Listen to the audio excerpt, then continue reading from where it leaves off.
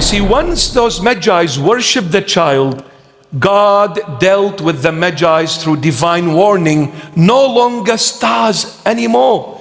So when you come to Christ, the initial encounter would be the flesh. He will talk to you in a way you can relate to get your attention and to bring you on board. Once you become baptized, once you are born again through the sacrament of the holy baptism, God will start raising you in faith in the spiritual sense, in order to live divinely, heavenly, spiritually, no longer earthly, materialistically, physically, no more. He is here to change you from earth to heaven, to change you, my beloved. No more star. Now we continue in Matthew 2:12. Then being divinely warned in a dream that they should not return to Herod, because Herod had a very evil intention. He wanted to kill the child. So being divinely warned in a dream that they should not return to Herod, they departed for their own land or country in another way. Another way. They departed in another way. My beloveds, we need to leave the worldly stars and depart in a different way. Put behind you every worldly focus. That's what the Lord is saying every time we come and celebrate the nativity of Christ. Christ is saying, put behind you all worldly focus. Stop looking at stars. Stop looking at being famous. Why do you want to be this? Why do you want to be that? Why are you chasing the world? Why are you focused on worldly matters? Put it behind you and go a different way. Don't go back where you came from. Go back in a different way. You need to change your way of thinking, your way of walking, your way of living, your way of behaving. You need to change. My beloved, we came to celebrate the birth of Christ. We came to celebrate Christ being born in our hearts, not in gifts exchanged with one another. Oh, I need to go to my cousin and I need to give him a box of chocolate. I need to go and buy some flowers. We are coming together to celebrate Christ being born in our hearts. My beloveds, inwardly, not outwardly. The focus needs to be on the inside, not the outside. When you focus inside, then go outside. Don't do it outside only and leave Christ in a manger by himself.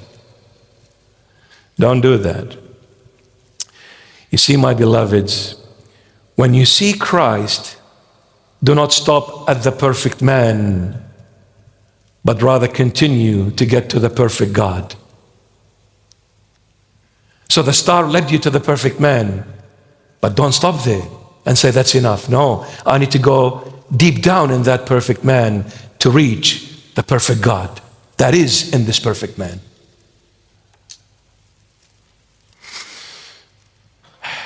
Accept Christ in your heart. That's the first step you need to do. And the gospel according to St. Matthew is inviting us to accepting Christ in our hearts.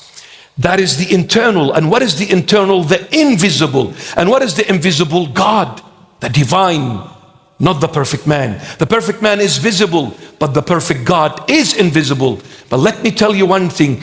The perfect man came to take you to the perfect God. Now the gospel according to St. Matthew expresses or describes the perfect man in three characteristics or in three attributes. Number one, gold. Number two, frankincense. And number three, myrrh. When the Magi's came from Persia, Iran, they brought gifts with them to give to this newborn baby, this child, Jesus Christ of Nazareth. They brought with them gold, frankincense, and myrrh. And they bowed and worshipped before this child. So St. Matthew says the Magi came and gave Jesus gold, frankincense, and myrrh. But when we go to Isaiah chapter 60, verse 6, Isaiah is saying a different story. Now, Isaiah's prophecy was written around 750 BC, before Christ, 750 years before the birth of Christ. Now, Isaiah 66, he says, the multitude of camels shall cover your land, the dromedaries of Midian and Ephah, all those from Sheba shall come. They shall bring gold and incense. Incense is frankincense. They shall bring gold and incense, and they shall proclaim the praises of the Lord. By the way, the word dromedaries, if you don't know what it is a name referred to Arabian camels with one hump. Camels normally have two humps, but dromedaries have only one hump. They're either African or Arabian camels with one hump. They're not called camels, they're called dromedaries. Just for your information. So now, Isaiah 66 says when they come, they will bring gold and incense, frankincense. Isaiah does not mention myrrh, but Matthew mentions gold, frankincense, and myrrh. Now why? You see, here Isaiah is talking about the second coming of Christ. That's why he is mentioning gold and frankincense or incense, but did not mention myrrh. Now, let's come to the gold, frankincense, and myrrh and see what they represent or what they symbolize. See, gold is for the king. Frankincense or incense is for the priest. Myrrh is for death. So Matthew, when he says the Magi came and they brought gold, frankincense, and myrrh, they're saying that these Magi came acknowledging that this child is the king, is the priest, and this child who is the king, gold, who is the priest, frankincense, incense, but he's also myrrh, and myrrh is very bitter. He will taste the bitterness of death. But Isaiah is talking about the second coming. He only mentioned gold and incense, frankincense, meaning in the second coming, Christ will never die. He only died once. He will never die again. That's why Isaiah never mentioned myrrh. Now, Christ in his first coming, he is the king, the priest who's going to die. However, in his second coming, he is the king and the priest forever. There is no more death. There is no more myrrh to be mentioned.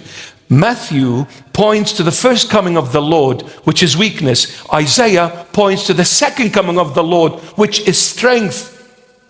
The first coming is the first kingdom, which is the kingdom of patience. But the second coming is the second kingdom, which is the kingdom of glory. You find that in the book of Revelation, chapter 1, verse 9. I don't have the time to go through every detail. Now, this is what the gospel, according to St. Matthew, introduces to us, the perfect man. Come to the perfect man in order to reach the perfect God through the perfect man. Come and welcome Christ's birth in your heart. In your heart.